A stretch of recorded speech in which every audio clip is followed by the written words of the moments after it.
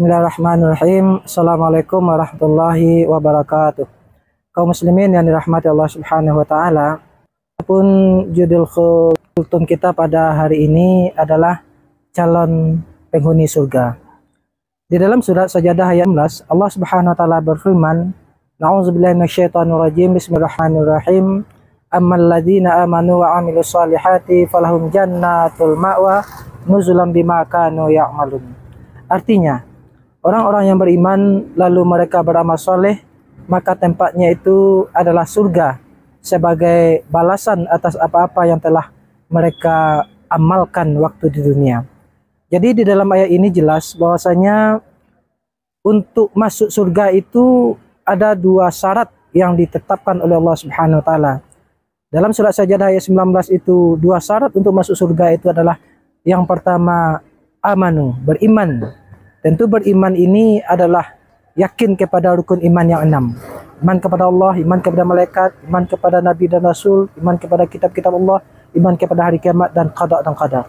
Cuman dalam persoalan keimanan ini yang perlu kita tekankan adalah menurut Imam Syafi'i perkara ini sangat penting.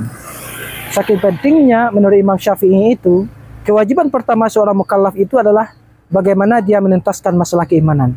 Nah, bagaimana menuntaskan masalah keimanan ini? Tentunya adalah dengan terus kita belajar, memahami, kemudian kita yakin, kemudian kita buktikan keyakinan kita itu kepada rukun iman yang 6 tersebut. Itu yang pertama. Jadi terkait masalah keimanan ini kita tekankan, kita harus betul-betul kuat, kita pelajari sehingga mendapatkan iman yang produktif sesuai dengan yang diajarkan oleh agama kita. Kemudian yang kedua, syarat masuk surga itu adalah amalan yang saleh. Bagaimana amalan soleh itu? Amalan soleh itu perlu kita ketahui, pemirsa yang dirahmati Allah Subhanahu wa taala, bukan kuantitas yang diinginkan oleh agama kita, tetapi ada kualitas.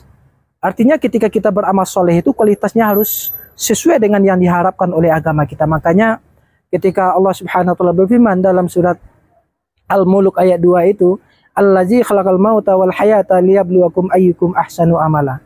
Sesungguhnya Allah telah menciptakan kehidupan dan kematian untuk menguji kamu amalan siapa yang terbaik. Jadi di ujung ayat ini Allah itu melihat amalan itu yang terbaik. Salat yang terbaik, puasa yang terbaik, berzakat yang terbaik, berinfak yang terbaik, berdakwah yang terbaik. Artinya di atas ketaatan itu adalah amalan yang terbaik. Nah, bagaimana persoalan amalan yang terbaik ini dijelaskan oleh guru daripada Imam Syafi'i, Abul Iyad. Itu syarat amalan yang terbaik itulah adalah ketika beliau menafsirkan surat Al-Mulk ayat 2 ini adalah dua syaratnya. Yang pertama ikhlas, yang kedua tata caranya sesuai dengan yang diamalkan oleh yang diinginkan, yang dirukun syaratkan oleh agama Islam.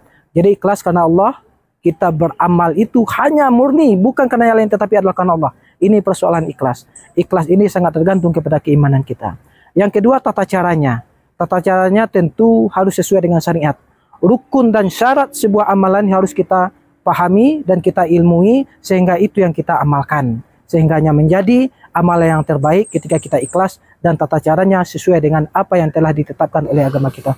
Pemirsa yang dirahmati Allah Subhanahu wa taala, itu saja ceramah kita pada hari ini. Terima kasih. Kita tutup dengan Assalamualaikum warahmatullahi wabarakatuh.